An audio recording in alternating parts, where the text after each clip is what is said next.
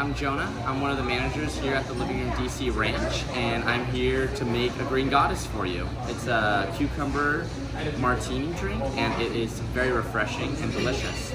So you start with 2 ounces of Hendrick's gin. And then I'm gonna do 0.75 ounces of lime.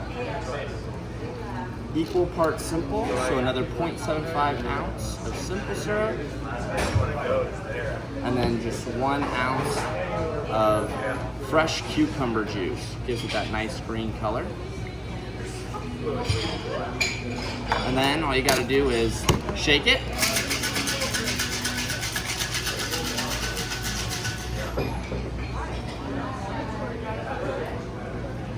Grab your chilled martini glass.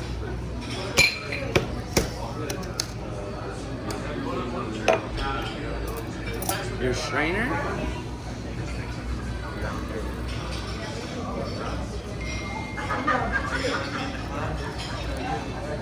just like that, and then you garnish it with a lemon zest and a cucumber.